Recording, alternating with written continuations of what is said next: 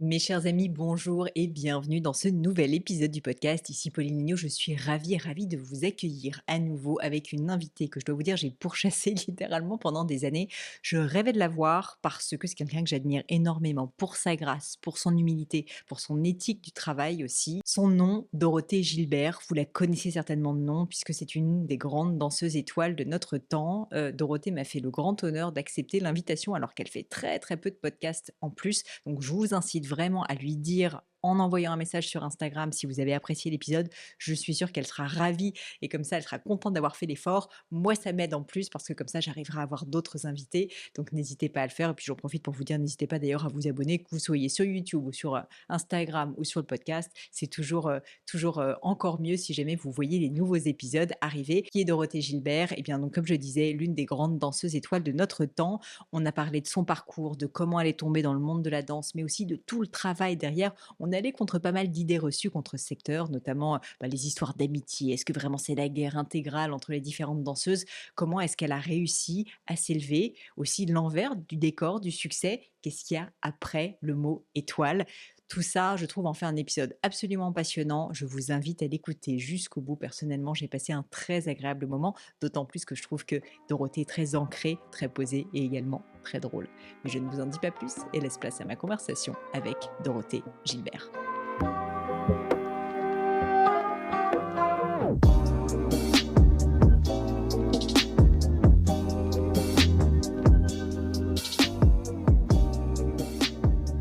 Dorothée, merci mille fois d'avoir accepté l'invitation. C'est très sympa. Avec plaisir. Alors écoute, j'ai plein de manières de commencer. On va pouvoir parler reconversion. J'ai beaucoup envie de parler aussi vraiment de ce que ça fait de danser, en fait, de tes sensations, de tes émotions. Mais pour commencer, si tu l'acceptes, j'avais envie de plonger un peu comme dans un souvenir, qu'on le vive un peu avec toi. Un moment important, un moment phare pour toi, peut-être d'ailleurs celui où la fameuse représentation où tu es devenue étoile. Je Oui, pense que ça je peut être pensais assez à intéressant. ça. Je me suis dit que celle-ci, a priori, tu t'en rappelais bien. Si je me trompe pas, tu avais 24 ans. Mmh. Et je serais très heureuse et intéressée à l'idée de ressentir avec toi les émotions, ce que tu as vécu en fait ce jour-là. Si tu peux nous prendre par la main et nous expliquer. Alors ce jour-là, il faut savoir que tous les spectacles de Casse-Noisette avaient été annulés à cause des grèves. Donc il y avait pas eu encore de première représentation et moi je devais faire, je pense, la peut-être 5e ou 6e. Et l'après-midi du spectacle, il y a, Brigitte Lefebvre, donc la directrice de la danse, qui nous a tous convoqués, sur le plateau pour dire: «Ce soir, on danse, Quand malgré même. tout, quand même». Donc sans décor, Waouh. sans lumière, sans costume, parce que tous ces gens-là faisaient grève. Et donc là, ça a été un peu la panique parce que je me suis dit, le plateau de Bastille immense pour danser Casse-Noisette, sans la maison, sans les sapins, sans les petits rats, sans tout ça, comment je vais faire pour amener le public dans l'histoire? Ça va être hyper compliqué. Donc j'étais contente à la fois de danser et en même temps assez paniquée à l'idée de me dire, «Ça va être un spectacle très bizarre». Tous les danseurs étaient en costume de répétition, enfin en tunique et Mhm. jupette ou jupe. Les rats, ce sont des enfants de l'école de danse, c'était des petites filles en tunique rose et petits tutus roses, donc j'avais absolument pas peur. J'étais censée être terrifiée des rats, mais là, ça me faisait plus rigoler que mais bon. Donc heureusement, j'avais eu quand même pas mal de répétitions sur scène avec, les vraies conditions. Donc j'ai un peu réussi à m'imaginer, comment c'était censé être. Et je dansais avec Manuel Legris qui est parti à la retraite maintenant parce qu'il est beaucoup plus âgé que moi et qui était un danseur étoile très chevronné et qui était à la fin de sa carrière quand je dansais avec lui, donc il avait une expérience incroyable. Donc je me reposais quand même beaucoup sur lui, dans tous les pas de deux. Je sentais il avait beaucoup d'énergie, il était là pour me soutenir. Donc j'ai passé ce spectacle plutôt bien, enfin ça s'est bien passé, à part ces petits moments où je suis censée avoir peur et j'avais absolument pas peur, ou alors par exemple, on termine l'acte 1, en plein milieu du plateau et normalement il y a le rideau de scène qui descend et on sort et là, bah, il y avait pas de rideau, donc il y a eu un noir qui était pas vraiment noir parce qu'il y avait les services qui étaient allumés et donc on s'est regardé, on fait: «On sort joliment!» et donc on est sorti joliment comme ça et pareil pour rentrer, pour recommencer l'acte 2. Donc il y avait plein d'effets comme ça qui étaient vraiment très particuliers où on se parlait sur le plateau pour voir comment on allait s'organiser parce que bah, forcément on n'avait pas répété dans ces conditions-là.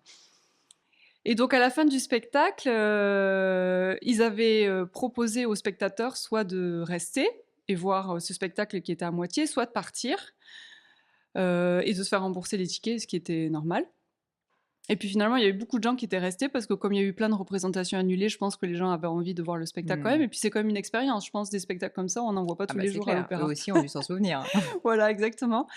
Et donc, à la fin du spectacle, quand on faisait les saluts, il y a Brigitte Lefebvre et Gérard Mortier, qui était le directeur, le big boss, on va dire, de l'opéra, qui sont montés sur scène. En général, quand ils montent sur scène, c'est pour des nominations. Mais je me disais, vu le spectacle, peut-être qu'ils vont remercier le public d'être resté. Et Mmh. puis j'espérais, et en même temps, je me disais, non, mais te fais pas de faux espoirs. S'il faut, c'est pour autre chose, parce que le spectacle est tellement particulier qu'ils vont peut-être juste remercier le public d'être resté malgré tout. Donc tu t'y attendais pas vraiment quand Ah, même? mais pas du tout ce jour-là, en tout cas. Mmh.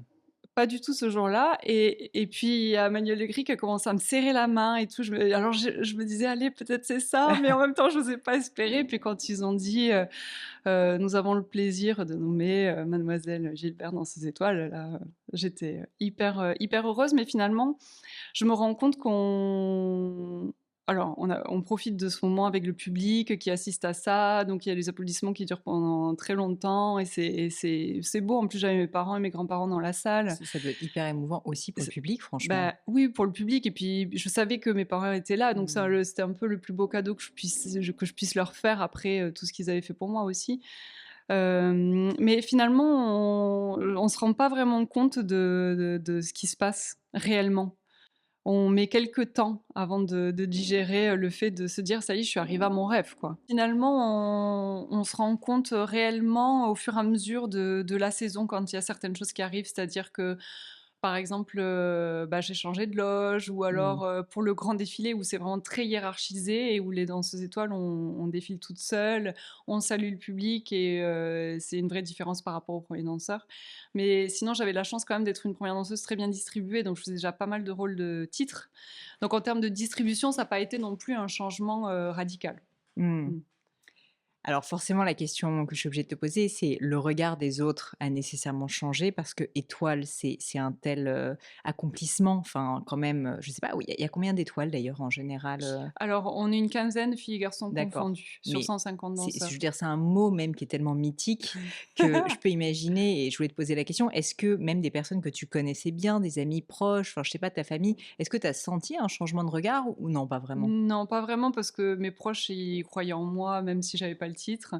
Je pense que, les gens dans la compagnie, ne changent pas forcément ils admirent les gens qui travaillent, et c'est pas parce qu'on a un titre qu'on est plus admirable qu'une autre. Donc il faut le mériter aussi, et c'est même après avoir le titre, au contraire, qu'il faut continuer à travailler et montrer qu'on a le comment dire? Qu'on est, légitime, Mmh. à cette place, et c'est pour ça que c'est presque plus après qu'il faut faire ses preuves qu'avant ou que pendant. Mais le regard des gens ne change pas vraiment en réalité. C'est, c'est plus nous finalement, on a une certaine, enfin moi en tout cas, je sais que à partir du moment où j'ai été nommée Danseuse étoile, j'ai pas eu une appréhension en allant sur scène en me disant: «Oh là là, faut que je sois extraordinaire», mais plutôt une libération. Ah ouais? Oui, parce que quand j'étais première danseuse, je pense qu'inconsciemment, j'avais envie de prouver que j'étais capable d'être étoile. Et quand j'ai plus eu besoin de prouver quoi que ce soit, ben, Ça t'a ça m'a libérée? libérée. Ouais. Mmh. Ah, hyper intéressant. Ouais. Mais tu disais quand même précédemment, et ça je trouve c'est intéressant parce que j'ai la chance sur le podcast d'avoir beaucoup de personnes aussi qui vivent des grands succès. Et il y a aussi un certain poids au succès au final, Mm. puisqu'après tu dois en permanence prouver que tu es encore Oui, c'est au ça. niveau. C'est quelque chose que tu as vécu, ça aussi quand même, de devoir en permanence te rechallenger. Enfin finalement, ça n'est qu'un titre, mais c'est aussi bah, quelque chose qui doit être renouvelé en permanence, enfin que tu rejoues quasiment à chaque interprétation. Oui, mais en même temps, comment dire? C'est plus, moi par rapport à moi-même. C'est-à-dire que j'ai toujours eu envie à chaque fois que je fais un spectacle et que j'ai un autre spectacle quelques jours après, j'ai toujours envie de faire mieux. J'ai toujours envie, quand je reprends un rôle, de le faire encore mieux que la fois précédente. Donc ça, c'est aussi, quelque chose qui fait partie de moi. Donc ça n'a pas été quelque chose que j'ai dû m'imposer, parce que j'avais ce titre. Ça a toujours été dans ma nature, de vouloir, m'améliorer et être mieux à chaque fois. Alors évidemment, il y a des jours où ça marche et des jours où ça marche pas, et on se dit: «Ah, c'était moins bien que la dernière fois, j'avais préféré l'autre spectacle», mais finalement, ce sont des sensations, et le public, il se rend pas forcément compte. Ça, c'est aussi, c'est un peu étrange. C'est que des fois, on a des sensations, on se dit, oh là là, ce spectacle, il était pas bien. En réalité, les maîtres de ballet qui nous font travailler étaient là, ah, c'était génial. Et au contraire, ça arrive aussi. C'est On se drôle. sentait hyper bien et il dit, ah, c'était un peu moins bien ce soir, alors qu'on l'a pas du tout ressenti comme ça. Quand j'étais jeune et que je regardais les Danseuses étoiles, elles me faisaient rêver. Mmh. Et j'avais l'impression qu'elles étaient parfaites et qu'il y avait une sorte de perfection qui était atteinte. Alors évidemment, quand je suis arrivée là, justement, je me suis dit, ah ben, c'est bizarre, moi je suis danseuse étoile, mais je me trouve pas du tout parfaite. C'est-à-dire j'ai encore plein de défauts, plein de choses à travailler. Donc il n'y avait pas eu une fée qui était tombée sur mon berceau pendant la nuit, qui m'avait transformée d'un coup de baguette magique en quelqu'un de parfait. Mais je me suis quand même senti la responsabilité de faire rêver les jeunes autant que moi quand j'étais jeune et que je regardais Mmh. les anciennes danseuses étoiles, ou danseurs étoiles d'ailleurs. Alors tu me fais une belle transition parce que quand même, même si j'aimerais beaucoup parler de la vie aussi après, toutes ces années, en fait vraiment dédiées à ta passion à la danse et à la reconversion que tu vis maintenant. Mais avant ça quand même, si ça te va, j'aimerais remonter un peu à ton enfance, que tu m'en parles, que tu m'expliques où tu as grandi, ta famille, comment était la petite Dorothée? Parce que si j'ai bien compris, tu ne venais pas du monde de la Pas danse et du de tout. l'univers de la danse, donc ça c'est quelque chose d'assez fou. Je veux bien un peu de contexte et puis qu'est-ce qui a fait ce fameux déclic, Mm. qui a fait que tu t'es penchée sur la question? Alors, du côté de ma mère, je viens d'une famille d'immigrés espagnols. Ma mère est 100% espagnole encore. C'était mon arrière-grand-mère qui était venue, donc je viens de Toulouse, qui était arrivée en France. Et puis mes grands-parents ils se marient entre eux. Donc ma mère est 100% espagnole parce que enfin, ses parents et ses grands-parents sont tous espagnols, mais ils étaient en France depuis 2 générations. Mon père, lui, français. Comme métier, justement, ils avaient repris l'entreprise que mon arrière-grand-mère avait créée quand elle était arrivée en France. C'était des vêtements professionnels, des blouses, D'accord, sauf que tout le monde en portait à l'époque. oui. Mes grands-parents, eux, allaient sur les marchés pour vendre les blouses qui étaient fabriquées par mon arrière-grand-mère et des ouvrières à domicile. Et mes parents avaient repris l'entreprise familiale. Donc, on vivait à Toulouse dans une maison où il y avait l'atelier au rez-de-chaussée et tout le monde vivait au-dessus. Même mon arrière-grand-mère vivait au premier étage. Je l'ai connue. Incroyable, Ouais, ouais, c'est génial. ouais. Ouais, c'est génial. Euh, donc, oui, rien du tout d'artistique. Non, bah, c'est ça, Pas enfin, du tout. mais éthique du travail, enfin une question que Alors, j'aime bien poser, mais du coup ouais, je vais te la poser maintenant, complètement. c'est les valeurs en fait que tu retiens de cette période de tes parents Ah, aussi? mes parents, c'est la valeur du travail bien fait, Ouais, d'aller au bout des choses, si je dois faire quelque chose, ok, mais au top niveau. Si j'avais dû faire un travail manuel, ils m'auraient fait faire le compagnonnage. Enfin, ils étaient pas du tout fermés sur mes éventuelles passions qui arriveraient ou sur ce que j'avais envie de faire. Mais par contre, la seule condition, c'était de le faire au top. ouais. Donc bon, ça pose les bases. Et de travailler, mais parce que mes parents étaient comme ça déjà, ils travaillaient. Enfin, je les voyais tout le temps travailler quand même, hein. Tu fille unique? Je suis fille D'accord, unique. donc en plus, petite pression supplémentaire sur la fille unique. Oh non, je sais pas, je l'ai pas Mmh. ressenti comme Non, mais ça. je veux pas dire Ouais. pression, méchamment, mais je veux dire, il y a Non. quand il y a un enfant souvent quand Bah même. oui, mais en même temps, c'est ce qui m'a aidé, c'est ce qui a aidé Mmh. plus tard, hein, parce Ouais. que donc je vais pas sauter les étapes. Je fais de la danse comme toutes les petites filles le mercredi après-midi, puis j'aime bien ça, donc ma mère me dit bon bah on va la mettre au conservatoire, ça sera quand même un petit peu plus sérieux, donc je rentre au conservatoire. Je me souviens pour l'examen du conservatoire, j'arrive jamais à distinguer ma droite de ma gauche, donc j'avais mis Pour savoir. un bracelet sur le poignet droit pour que s'il disait dégager à droite ou tourner à droite, je tourne dans le bon sens. Non mais bon, bref. Ça, c'est une petite anecdote. Donc je suis prise au conservatoire de Toulouse et je vais voir un spectacle à l'âge de 10 ans, Gisèle, au Capitole de Toulouse. J'ai appris plus tard que c'était Manuel Legris et Noëlla Pontois qui Ah, dansaient ce soir-là. incroyable. Incroyable, le hasard, mais Ouais. enfin, c'est fou. Manuel Legris avec qui j'ai été nommée après, hein. Non, pour dire quand même. Les Donc lui, choses il sont devait bien être tout faites. jeune. Lui, parce qu'il a commencé à faire des rôles d'étoiles très tôt.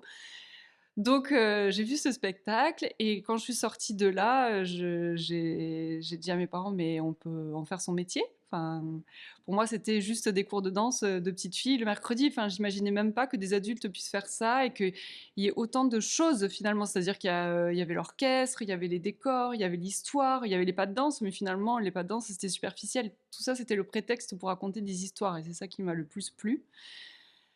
Et les costumes et tout ça et ils m'ont dit: «Oui, oui», et je leur ai dit: «Bah, c'est ça que je veux faire», et donc là, branle-bas de combat Mais dans la mais famille. mais ils l'ont pris sérieusement? Ouais, ils l'ont C'est-à-dire pris sérieusement d'accord, et puis je pense que j'ai dû leur rabâcher les oreilles aussi, d'accord.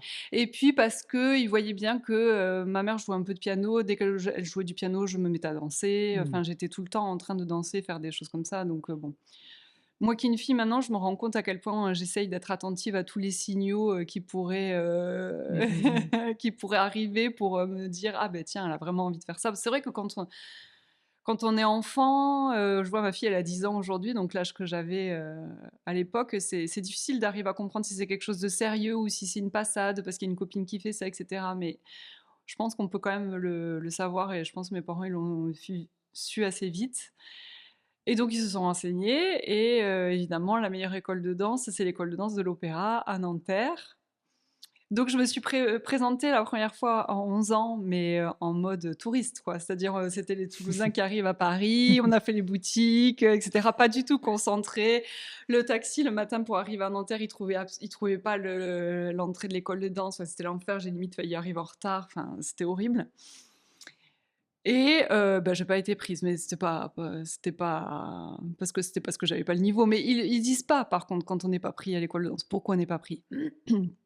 Tu Et pas assez donc préparé quoi, tout bah, j'étais simplement. pas assez préparée, surtout j'avais quand même des gros défauts, mais que D'accord. je ne connaissais pas parce qu'au au conservatoire de Toulouse, ça passait, c'était pas, ils étaient pas aussi exigeants sur plein de choses. Et après donc comme on sait rien, mes parents ont été voir un professeur de danse qui est à Biarritz, parce que mes grands-parents sont partis à la retraite à Saint-Jean-de-Luz, donc on allait aussi souvent dans ce coin-là, et qui avait énormément d'élèves, donc qui étaient prises à l'école de danse, et j'ai fait un cours particulier avec elle où elle a fait toute une liste de trucs qu'il fallait que je travaille si je voulais être prise à l'école de danse. La checklist. Exactement, ouais, ouais, et donc je suis revenue à Toulouse, enfin, et mes parents donc ont parlé avec mon professeur, du conservatoire, qui a été, mais d'une ouverture d'esprit quand même assez folle. Maintenant, je m'en rends compte avec le recul, qui a accepté donc cette liste que mes parents, n'étant pas du tout danseurs, enfin, lui disaient comme Oui. ça, Puis de lui, choses à ça remettait un peu en cause quasiment, enfin, en bah tout cas ce qu'il disait sur toi ou bah, oui, c'était une femme, elle s'appelait Kay d'accord. Viola. Et enfin, elle est toujours vivante, hein, d'ailleurs, pardon, je dis On la salue. je parle à l'imparfait. Elle est d'ailleurs toujours professeure au conservatoire. Incroyable. Je crois qu'elle va pas tarder à prendre sa retraite parce que bon, le temps passe. Et donc elle a accepté ça. Elle m'a donc je faisais, le cours des horaires aménagés. J'étais passée en horaires aménagés, tous les cours des externes en plus, et des cours Ah. particuliers avec cette professeure. Ah oui, donc tu t'es donné les De moyens Ah quand oui, je me même suis avec tes donné parents aussi. vraiment les moyens. C'est je dansais je sais pas combien d'heures par semaine, j'ai pas compté, je m'en souviens absolument plus, mais beaucoup, beaucoup, parce que je faisais le cursus horaire aménagé, plus externe, plus des cours particuliers, des fois entre midi et 2. Je me souviens, ma mère, elle m'attendait en Mmh. voiture, je mangeais des chips et du jambon, sur la banquette arrière pour aller aux cours, et donc pendant ces cours particuliers, notamment, je travaillais aussi, bah, tous les points, qui étaient à travailler, à savoir, la souplesse, le placement, le coup de pied, enfin toutes ces choses qui me manquaient Et pour être j'ai lu prise à d'ailleurs, l'école de dans danse. tu sais, je ne me rappelle plus où, mais j'ai lu en fait que justement, tu trouvais que tu n'avais pas, on va dire, certains talents naturels de souplesse notamment, Ah si je mais me oui, trompe pas, c'est ça? complètement. Mais c'est ça, bah, ça a toujours été, mais même pendant toute ma scolarité à l'école de danse, ça m'a suivi. C'est-à-dire que j'avais des notes terribles dans ces matières, enfin, c'est pas des matières, mais sur ces sujets-là, on va dire, j'avais 2 sur 10, ce qui est nul. Enfin, en souplesse, 2 sur 10 en placement, 2 sur 10 en pointe, et donc ce sont des complexes qui me sont restés aussi après quand même, Mmh. parce que ça marque.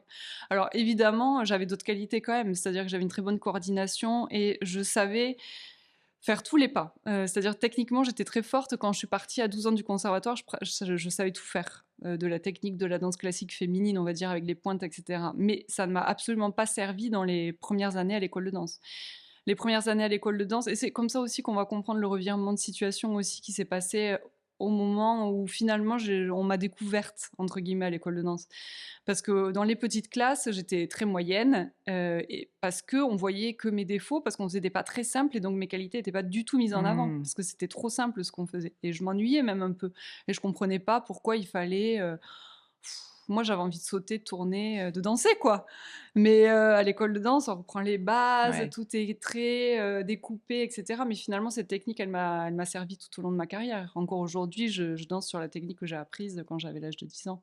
Mmh. Donc bon, Et donc tu rentres à l'école de Donc, danse, je rentre, alors à 12 ans, je me représente cette ah bah fois-ci, oui, hôtel à Nanterre, à 5 minutes à pied. prête, Ma mère a pas voulu venir parce qu'elle était trop stressée, donc il y avait que mon père en mode warrior. Et j'ai été prise. J'avais aussi présenté quand même à l'école de danse de Marseille, qui était dirigée par Roland Petit, etc. à l'époque.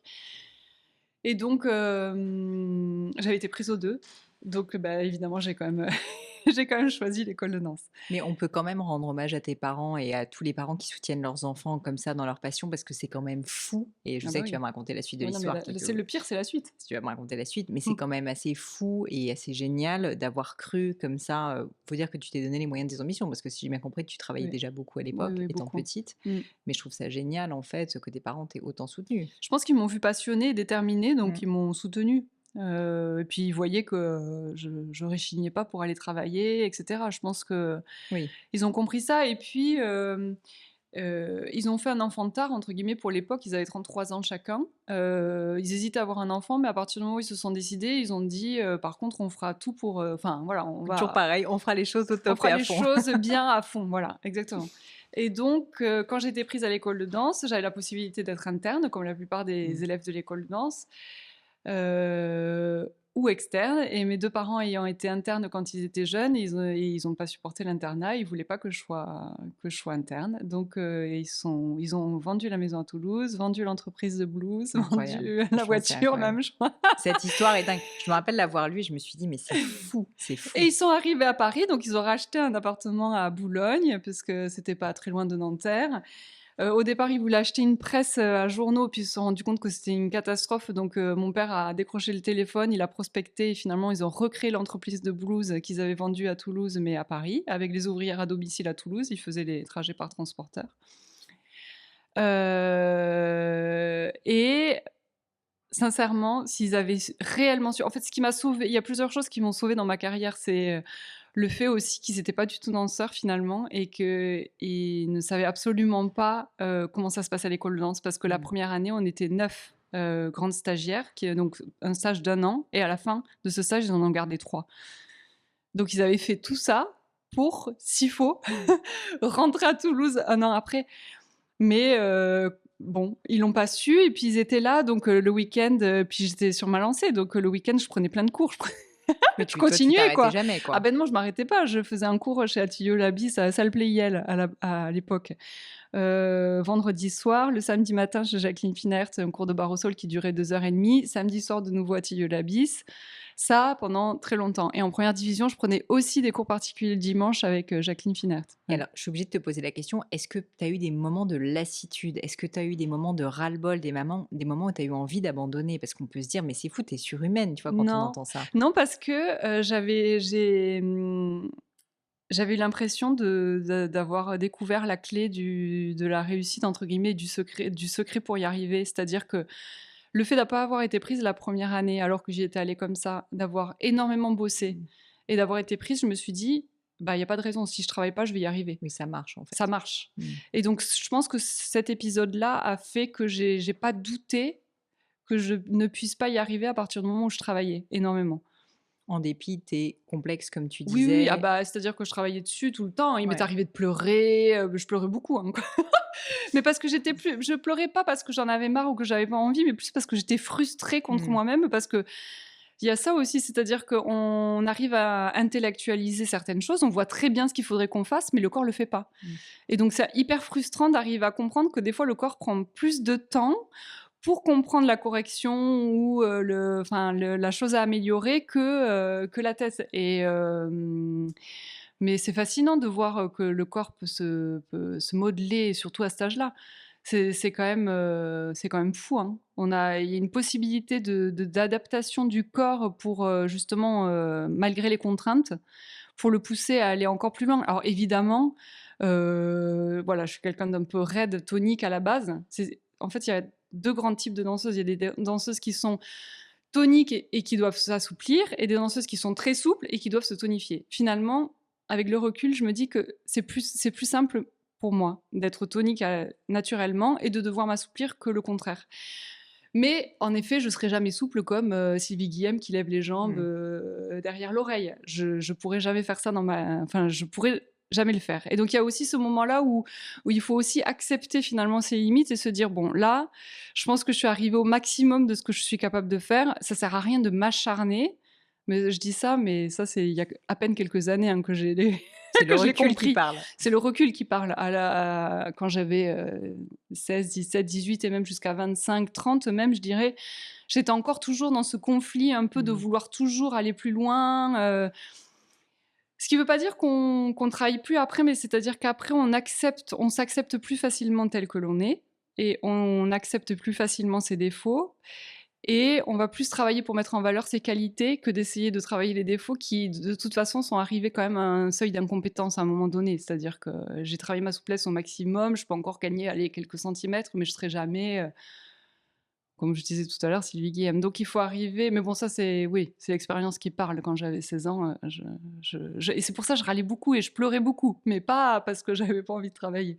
J'avais presque envie de te demander, si tu penses que avec le recul, ces «défauts» entre guillemets ont aussi été l'une de tes forces et tu as réussi à en faire des forces parce que peut-être que justement, comme tu disais, tu étais plus tonique et donc il y a d'autres aspects finalement dans ton métier que tu as pu, mieux développer quoi? Bah, je pense que ces défauts m'ont permis d'avoir une technique très sûre et d'être gainée et donc d'arriver à faire plein de choses, pour faire de la technique, il faut avoir de la force et pour avoir de la force, il faut être tonique. Ouais. Donc forcément, c'est pour ça que mes qualités, c'était plutôt la technique. Mmh. Après, il a fallu, poncer, la pierre brute, quoi. C'est-à-dire que, je faisais de la technique, mais c'était très moche à regarder pour les novices qui comprennent pas forcément la danse. Mon premier professeur à l'école de danse a très bien décrit la situation. Elle a dit à mes parents, la première fois où elle les a vus: «Votre fille aurait pu être danseuse, mais il y a 100 ans». Voilà. Donc pour ceux qui regardent, par exemple, les sportifs de haut niveau, quand on regarde des vidéos d'il y a 100 ans, on voit les mouvements, c'est un peu moche à regarder, c'est beaucoup moins fluide, beaucoup Mmh. moins beau, beaucoup moins pur que maintenant. Pour la danse, c'est pareil. Et donc moi, j'étais un peu comme ça, un peu, pas très jolie à regarder, pas suffisamment pure, des lignes pas assez belles, pas assez, Et ça, tu l'as pas mal pris par exemple, ce genre de remarque? C'est pas quelque chose qui t'a trop affecté? Parce qu'il y a certaines personnes qui pourraient complètement s'effondrer face à ce genre Oui, de mais surtout non, quelqu'un, parce une que figure d'autorité, ouais, tu vois, qui dit ça. oui, bah, je pense que alors déjà, il y a eu plusieurs choses, c'est que ma mère étant très négative, je pense que je leur ai dit les 1/8 de ce qui se passait réellement à l'école de Mmh. danse. Parce qu'elle, elle me disait: «Mais c'est pas grave, ma petite chérie, si ça se passe mal, on prend nos affaires, on rentre à Toulouse» et moi, je voulais absolument pas entendre cette phrase, donc je ne disais pas tout Mmh. ce qui se passait de pas bien. Et donc finalement, ça se passait la journée, et puis le soir, quand on me demandait comment ça s'était passé, je racontais une toute autre histoire. Et finalement, c'est ce qui m'a aidée aussi, je pense, parce que comme j'omettais de dire la vérité, on va pas dire que je mentais, mais disons j'omettais certains aspects. Même moi, psychologiquement, je faisais un peu de la méthode Coué sans le Ouais, ouais. savoir, quoi. C'est-à-dire que je me disais que ça allait, alors que alors que ça allait pas forcément.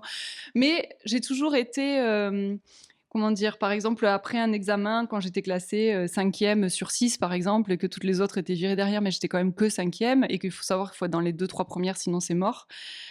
Surtout quand on monte dans les classes élevées de l'école de danse pour être prise dans le corps de ballet après.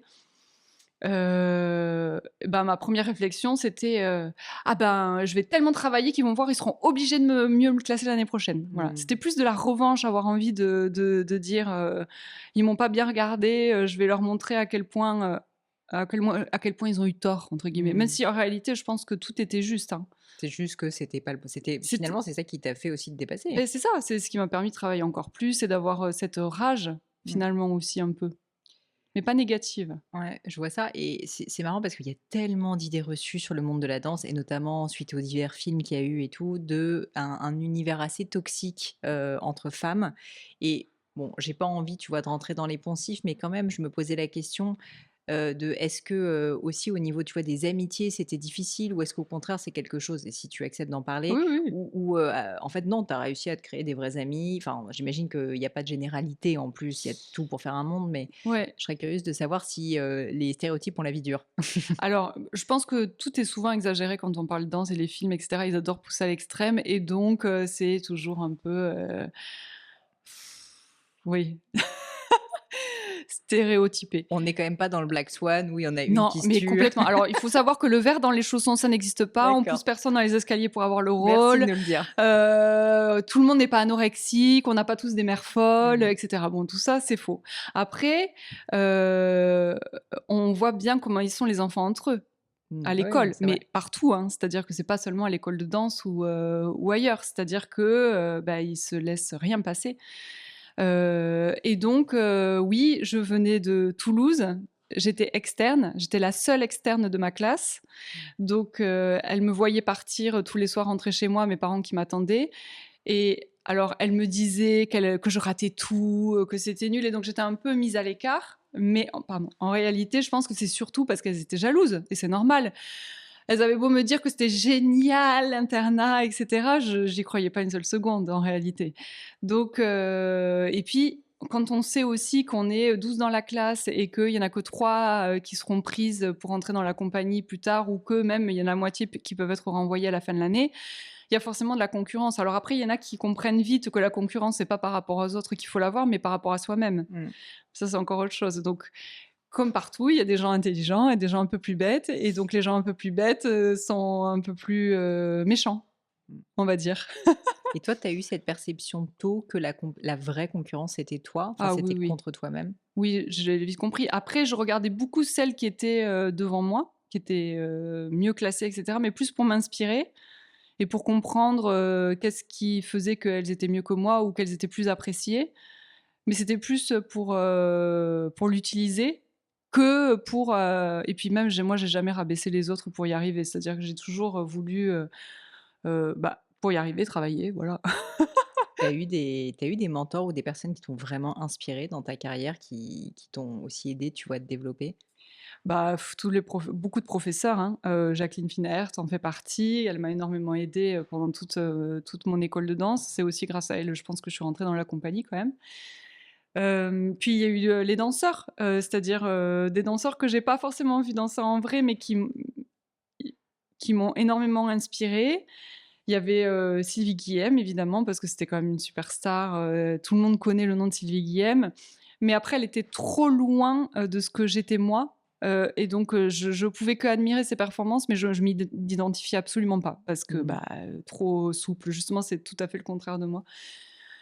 Par contre, il y avait une danseuse étoile et qui, pareil, elle est partie à la retraite quand je suis arrivée à l'école de danse pratiquement, donc je l'ai pas trop pu la voir danser en vrai. C'était Monique Loudière et qui, elle, me ressemblait beaucoup, dans le sens les défauts. C'est-à-dire un peu raide, pas forcément très joli pied et tout, mais un travail mais magnifique où justement on voyait pas qu'elle était en dedans, on voyait pas qu'elle Mmh. était raide, on voyait pas qu'elle avait pas forcément un pied sublime.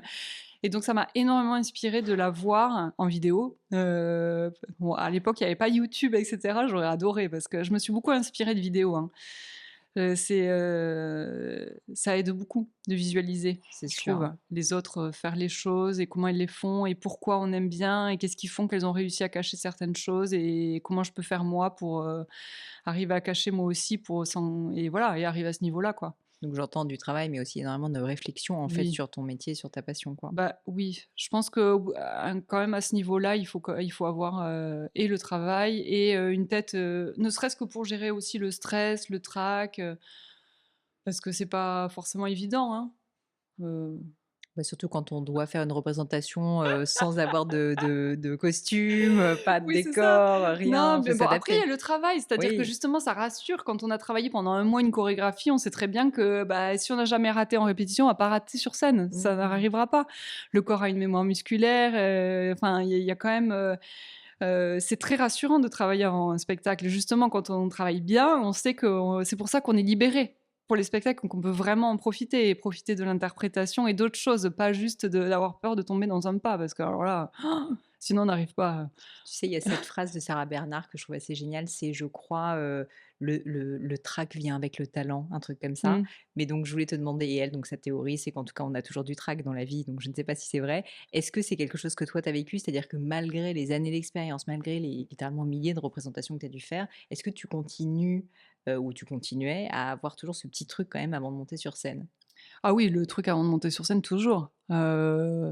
J'ai envie de dire que ça peut commencer à s'effacer si on a fait plusieurs spectacles à la suite du même rôle. D'accord, du même C'est-à-dire, spectacle. quand on commence à faire, 4, à partir de la quatrième représentation, c'est-à-dire la cinquième et la sixième, et cetera, on commence à vraiment beaucoup moins enfin, à moins avoir ce truc avant de rentrer en scène.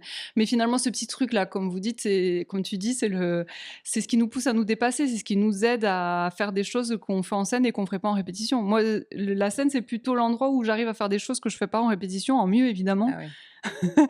Parce que j'ai cette adrénaline qui me pousse et le Mmh. public qui fait que, et on s'en est vraiment bien rendu compte pendant la période du Covid, Oui, oui. où on faisait des spectacles pour être filmés ou pas d'ailleurs, sur la scène. Il n'y avait pas de public dans la salle et sincèrement, quand il n'y a pas le public, on va dire, même si on se pousse à fond, on est à 80% de nos capacités. Pour arriver au 100%, il faut qu'il y ait des gens, il faut qu'il y ait des applaudissements, il faut qu'il y ait cette adrénaline, cette envie de se surpasser et c'est le public qui nous la donne.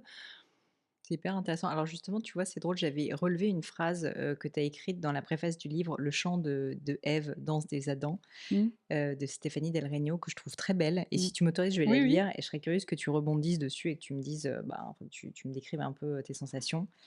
Et donc tu disais: «Il faut beaucoup d'amour et de passion pour faire ce métier, car le danseur est un internel insatisfait, toujours en quête de perfection. Il sait bien qu'il ne pourra jamais tricher, car la danse est un art qui demande une exigence de chaque instant dans l'exécution des mouvements. Mais lorsque nous vivons un moment de grâce en scène, on a le sentiment de toucher de près une force supérieure et ce sentiment nous apporte une joie profonde. Notre vie prend ainsi tout son sens.» Mmh. C'est hyper fort, Ouais, c'est mais c'est hyper vrai, c'est tellement vrai. Heu, la perfection dans la danse n'existe pas parce qu'on peut toujours lever les jambes plus haut, on peut toujours être plus en dehors, on peut toujours, plus sauter, on peut toujours, encore plus toucher les gens par l'interprétation, donc finalement, le but, comme je le disais, n'est jamais atteint parce que c'est le chemin vers cette perfection, cette quête, qui compte et qui nous fait avancer, qui nous fait évoluer. Donc c'est aussi très frustrant parce que, bah, il y a jamais un moment où ça s'arrête. Enfin, sauf quand on s'arrête mais de danser, mais je veux dire, il y a pas de fin et même le titre de Danseur étoile, c'est pas du tout une fin en soi, c'est le commencement d'autre chose, d'un autre chemin. Mais c'est vrai qu'il y a certains moments, c'est très rare, mais où, en scène, c'est très difficile à décrire, mais il y a comme une sorte de, suspension du temps. Comme si, tout d'un coup, le temps s'arrêtait et qu'il reprenait un petit peu plus tard. Je sais pas, c'est comme s'il y avait une distorsion du temps. C'est très étrange, hein, ce que je dis, mais et ces moments-là, ce sont souvent des moments magiques où on se sent, à sa place, heu et complètement, étiré, on va dire, entre le ciel et la terre, comme une sorte d'alignement parfait qui fait que, ben, tout d'un coup, alors que ça peut être pendant un équilibre ou pendant, autre chose, même un moment d'adage avec le partenaire, mais ce sont des moments où magiques et je pense que le public s'en rend compte. Parce que le public, ça compte aussi. C'est-à-dire que si tout d'un coup, pendant un moment, silencieux, il y a pas un bruit dans la salle et il y a un mouvement qui se crée avec une note d'orchestre tout d'un coup, du musicien qui va s'étirer jusqu'au maximum et puis il y aura un petit silence et puis ça va repartir. Je pense que ça partit de beaucoup de choses, du public, de l'orchestre, de nous, et pour que tout ça, ça s'emboîte parfaitement, bah, faut pas le rechercher parce que Mmh. sinon c'est mort. Mais il y a des moments qu'on vit comme ça qui sont, indescriptibles. Et ce Et qui est qu'on vit fou. pas dans la vie de tous les jours. Mais parce que je pense il y a aussi pas la communion de toutes ces forces, Mmh. que ce soit, comme je disais, hein, l'orchestre, les danseurs, le corps de ballet, le partenaire, tout ça. Tout d'un coup, quand on a l'impression que tout s'aligne et tout se rassemble pour créer une seule chose, qui a du sens, bah, Tu as un souvenir d'un moment où c'est ça t'est magique. arrivé? Oui, dans Gisèle ou dans l'acte 2, souvent. Incroyable. Hem, est-ce que tu acceptes maintenant de parler, de la vie après la danse? J'imagine que tu danses quand même Ah encore? oui, je danse encore, c'est jusqu'à 42 ans, à l'opéra, là. Et puis au-delà de ça, est-ce que tu penses que tu vas continuer à même, tu vois, si tu es plus à l'opéra, c'est une vraie Ouais. question, Oui, oui, c'est une question. est-ce que tu te poses cette question justement? Oh bah, oui, ça fait 10 ans que je me les pose, mais j'ai toujours pas de réponse. Non, je sais déjà ce que je veux pas faire, c'est déjà pas mal. C'est bien. Oui, mais peut-être que ça changera. C'est-à-dire que c'est très compliqué de se dire que depuis l'âge de, on va dire 10 ans jusqu'à, 42, donc pendant 32 ans, on a vécu que pour une seule chose pratiquement. Enfin, évidemment, j'ai construit plein d'autres choses à l'extérieur de la danse et je suis très heureuse quand, je fais autre chose. Mais on a quand même été animés par cette passion de la danse, depuis l'âge de 10 ans, heu, jusqu'à 42 ans. Pendant 32 ans, on a vécu, pratiquement, avec les mêmes personnes au sein d'une même entreprise. Parce que même si l'école de danse s'est quand même séparée, ça reste quand même l'école de danse de l'opéra et donc les professeurs, on les connaît. Ils viennent après dans la compagnie et cetera, donc c'est vraiment on connaît les gens depuis, tellement de temps. C'est Ah non, c'est mais très c'est sûr. rare dans une entreprise de connaître déjà des gens depuis l'âge de 12 ans et puis, de les suivre jusqu'à leurs 42 ans, les mêmes. Et puis après, il y en a en plus qui passent et qui deviennent professeurs ou maîtres de ballet, donc finalement on les retrouve. Hem Et puis moi, je suis passionnée par, le fait de danser, mais pas la danse avec un grand D. C'est-à-dire tout ce qui tourne autour de la danse, pour moi en tout cas, j'ai pas encore trouvé de réelle passion dans tout ce qui, gravite autour, à savoir, maître de ballet, répétiteur, chorégraphe, Toi, c'est vraiment le fait de mais moi, c'est danser, le en fait fait, de qui danser t'aime parce bien. que moi, j'aime interpréter des personnages, j'aime raconter des Mmh. histoires donc la danse, c'est le prétexte mais finalement, peut-être que j'aurais dû être a ou j'aurais pu être actrice, j'en sais rien, peu importe mais ce qui compte ou comédien, faire des spectacles au théâtre, sur scène et cetera, je sais pas, mais moi, pour moi, ce qui compte, c'est vraiment d'interpréter des personnages et de plus être moi, mais d'être quelqu'un d'autre.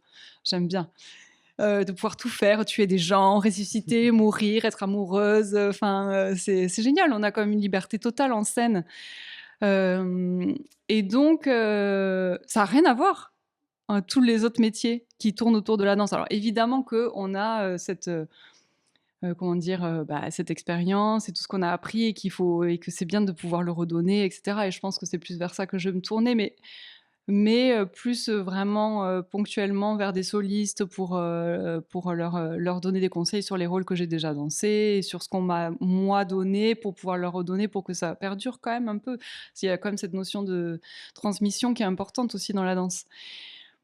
Mais pas plein de temps, pas j'ai envie de pouvoir faire autre chose, J'avais envie de te demander si ça t'excite finalement, parce que tu sais, il y a, enfin, j'imagine que tu le sais mieux que moi, mais il y a j'imagine deux manières de le vivre. Il y a, c'est la fin d'un cycle, et puis le mmh, stress. Et je sais, j'ai lu tellement d'histoires aussi d'athlètes, tu vois, mmh, qui ont touché leur oui, objectif et qui s'effondrent aussi parfois psychologiquement après, parce que du coup, il y a plus d'objectif, et donc l'être humain se sent parfois un peu, pas désœuvré, mais oui, complètement, voilà, il y a un effet retombée de pression, quoi. c'est sûr. Et puis à l'inverse, je pense qu'il peut y avoir un nouveau sens, une nouvelle manière de Mmh, l'interpréter, aussi une nouvelle aventure, quoi, c'est franchement. ça. Et donc je serais curieuse de savoir plutôt, j'imagine dans ton cas, j'ai l'impression que c'est plutôt le deuxième. Oui, mais ce qu'il y a de sûr, c'est que si je fais pas un métier, plus tard où il y a la scène, où il y a le public, où il y a cette adrénaline, ça va me manquer. Ouais. Parce que c'est quand même une drogue. Enfin, une drogue.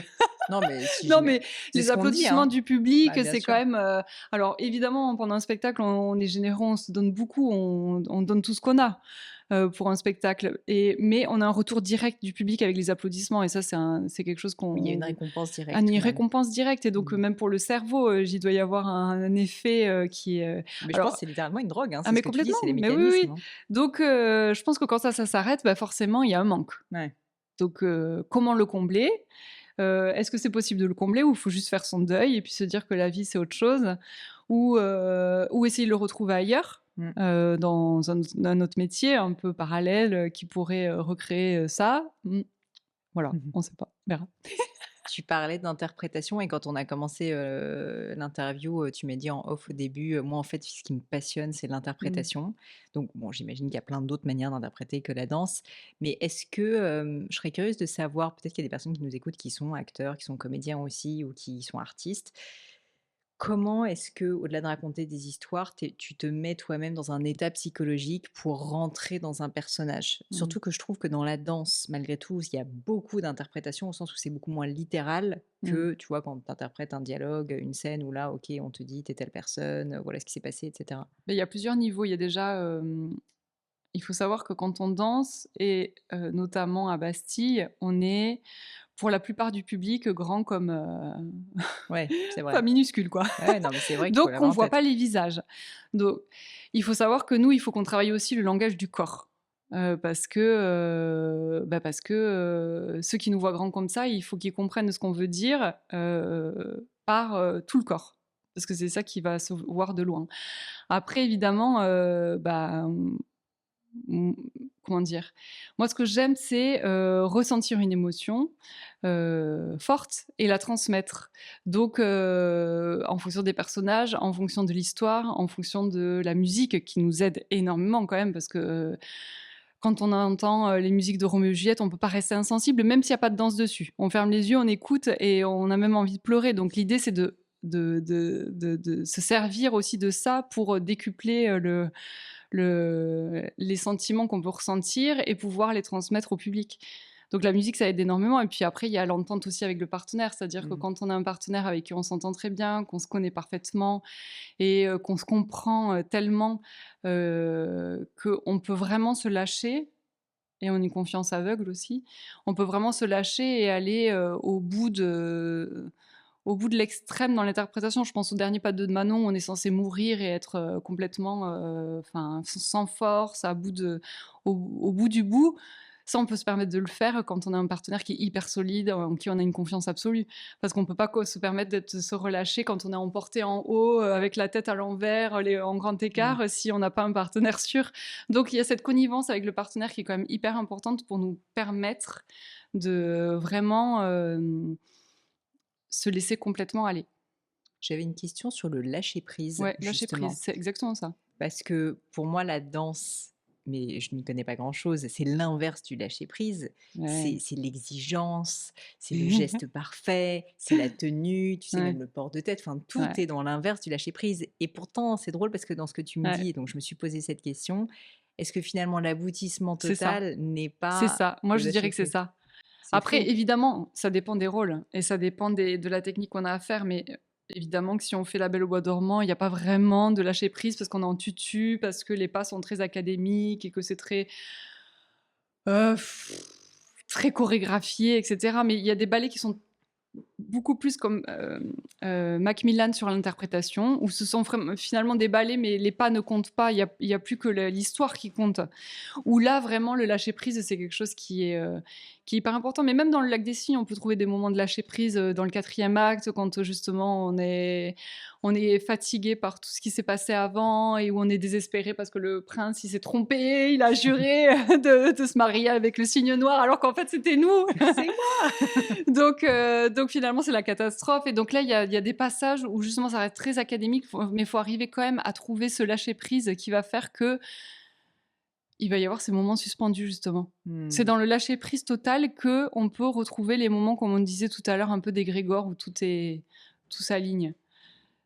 Donc et pour ça, il faut avoir énormément travaillé la technique pour être sûr de ce qu'on a à faire, avoir une confiance aveugle en son partenaire. Hem, et puis après, il y a plus qu'à écouter la musique et à à se laisser aller. Ouais, puis ça se commande pas, j'imagine. Pas Non, ça se vraiment. commande pas, mais on ce genre de lâcher prise, justement parce que les rôles nous amènent dans ce lâcher prise-là, sont très intéressants à aller chercher, et à provoquer. Pas juste se laisser faire et attendre que ça peut-être arrive, non. Il Mmh. y en a où c'est important de l'avoir et de le Donc même le lâcher prise, ça se travaille. ouais, c'est C'est ça! terrible! Non, mais d'en avoir conscience. Ouais, ouais. D'en avoir conscience et de le provoquer donc. Avant qu'on passe à mon crible, qui sont les dernières questions, que je pose à chaque fois pour mes invités, tu verras, sur, un peu de la philosophie de vie, on va dire. J'ai une dernière question sur ces sujets, vraiment autour de la danse, qui est, sur, la gestion du corps et je pense notamment, donc comment formuler ça correctement? Le fait que, tu doives travailler ton corps en permanence, c'est à la fois mental et donc c'est dans le Mmh. corps aussi. Et tu disais au début, bah, la difficulté, c'est que c'est pas parce que tu sais théoriquement ce qu'il faut faire qu'il faut que j'arrive à Mmh. le faire, dans la pratique. Et je me suis demandé si tu avais mis en place des des techniques, tu vois? Même peut-être, je sais pas, de méditation, de conscience de soi, enfin, pour Mmh. avoir une conscience accrue de ton corps et une meilleure aussi, connaissance, en fait, de tous les micro-muscles que tu peux avoir dans ton corps. Est-ce que tu vois même presque une notion, on va dire médicale, en fait, Ouais, du ouais. corps? Alors, je dirais pas médical, mais après on se connaît de plus en plus avec l'âge, donc on arrive à entendre les signaux parce que ce qu'il y a d'assez, frustrant, difficile, avec la danse classique ou même, enfin d'autres formes de danse, j'imagine aussi, c'est que l'idée, c'est quand même d'aller pousser son corps à l'extrême sans le Oui, casser. ouais. Donc où est la limite? Mmh. Et donc ça, c'est pas forcément évident. C'est-à-dire qu'on l'apprend, des fois c'est dépend, avec l'expérience et en ayant une plus fine connaissance de son corps et de se dire: «Bon, jusqu'où je peux aller là, aujourd'hui, jusqu'ici et je pourrais pas aller plus loin, sinon si je Mmh. dépasse, ça risque de devenir dangereux». Après ça peut ne pas l'être, Bien sûr. mais voilà. Donc ça c'est vraiment, c'est quelque chose qui est pas facile à comprendre. Et d'autant plus que, pendant toute notre carrière, finalement, notre corps change et ce qu'on pouvait donner quand on avait 16 ou 18 ans est pas la même chose que ce qu'on peut donner à 38 ans. Donc il faut sans Mmh. arrêt remettre à jour, Le comme les mises logiciel. à jour, oui, c'est ça, comme les mises à jour de l'iPhone. Il faut remettre à jour le logiciel pour être aligné, quoi. Pour qu'on puisse et se dépasser, donc avoir mal, aller plus loin, pousser plus loin, mais sans que ça soit dangereux. Et donc ça, Mmh. on tâtonne en réalité. Et il y a des fois où ça casse quand même et voilà. Et c'est pas grave, ça fait partie aussi du métier. Donc comment on gère les blessures, ça c'est aussi une autre partie du métier. Après moi, ce que j'ai mis en place, vu mes notes de 2 sur 10 en souplesse, c'est le yoga. Ah OK. Parce que bah, ça est quand même pratique pour s'assouplir. Voilà, Ouais. moi j'aime bien. Puis ça me permet de faire un peu un scan corporel le matin avant mon cours, de voir quelles sont les zones de tension, etc. Je vois un kiné 2 fois par semaine. Ouais, donc quand même. Ouais, ouais, ouais. On a un médecin du sport à l'opéra et tout. Dès qu'on a le moindre doute, on peut aller la voir. Et il y a une machine d'échographie pour vérifier s'il n'y a pas de lésions musculaires ou ce genre de choses. Donc on est quand même beaucoup, beaucoup plus entouré médicalement qu'avant. C'était pas le cas quand je suis rentrée dans la compagnie. Après, j'aime bien, par exemple, avant une représentation, me faire le balai dans la tête. Une Visualisation. visualisation avec les yeux fermés. En général, je le fais avant de dormir, parce qu'on a des rituels.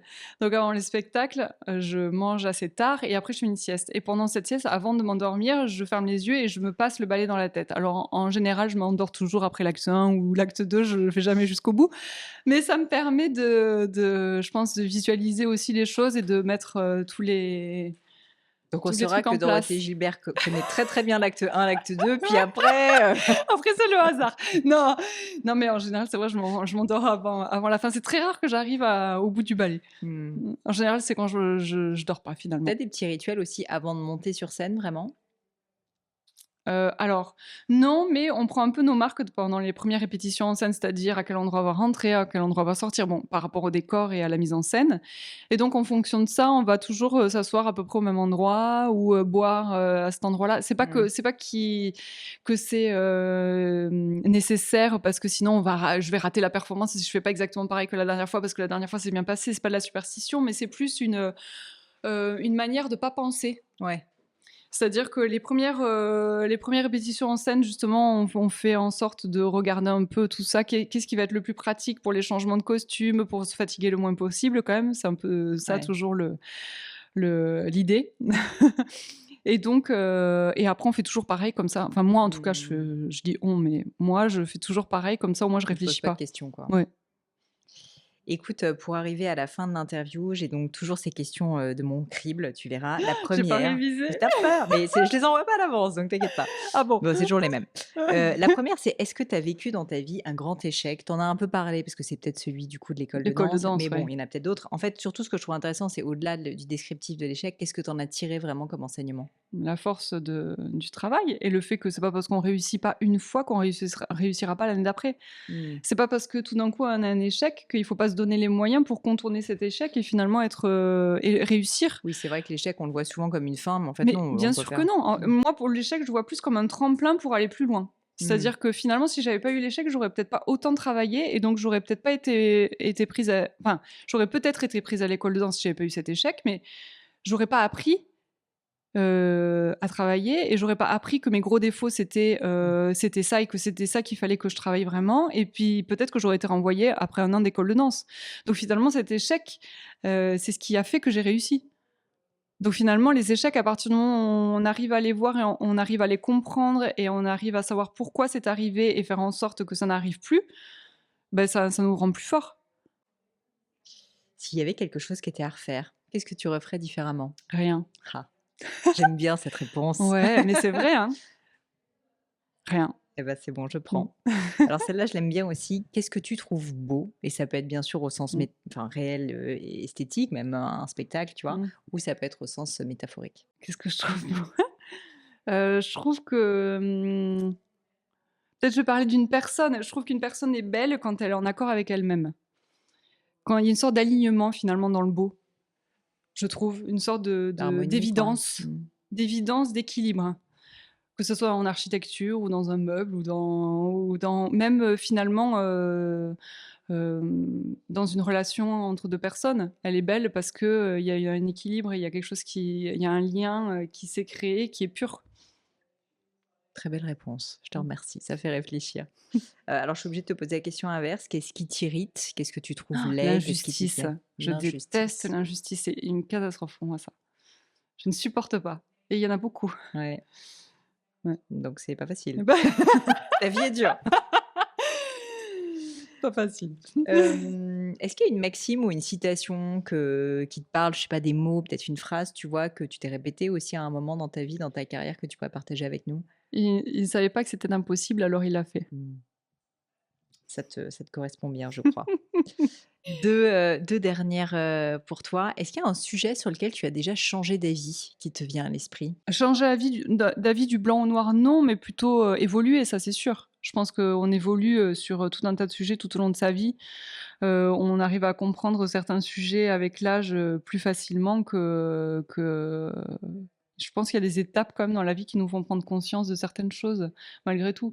Le fait de passer heu, de jeune femme à mère, par exemple, ça nous fait prendre conscience de plein de choses. Je comprends mieux pourquoi ma mère était stressée pour moi, je comprends mieux pourquoi, j'étais la chose la plus importante, à ses yeux et je me disais: «Mais je comprends pas, je comprenais pas quand j'étais jeune, maintenant, Mmh. je le comprends». Donc je pense qu'il y a des étapes dans la vie quand même pour prendre conscience de chaque chose. Dernière question, alors je suis, à la base littéraire, c'est pour ça que je la pose. Est-ce qu'il y a un livre, mais ça peut être dans ton cas un spectacle, bien sûr, ça peut être une musique, Mmh. un objet culturel si Mmh. tu veux, mais à la base plutôt un livre, qui t'a particulièrement marqué, qui t'a touché et vraiment alors sens-toi hyper libre parce que ça peut être aussi, tu vois, de la photographie, enfin Ah c'est pas oui. du tout, Bah, j'ai envie de parler de Brancusi là, j'ai vu ouais. l'exposition, j'ai trouvé ça, tellement aligné Ah bah, justement. j'allais te Bah dire et là, voilà, c'est ouais. pour ça. Ça m'a énormément parlé parce Mmh. que j'ai trouvé ça tellement, puis ce rapport entre le ciel et la terre, cette, spiritualité, qu'on peut retrouver finalement sur scène, ce côté ancré, dans la technique et en même temps complètement élevé, spirituellement. Ça m'a énormément parlé, puis j'adore les matières, les matériaux, le blanc, Mmh. les Beaucoup de matériaux pureté, ouais. bruts, tellement pur et tellement aligné, tellement, parfait, enfin, à mon sens. Donc bon.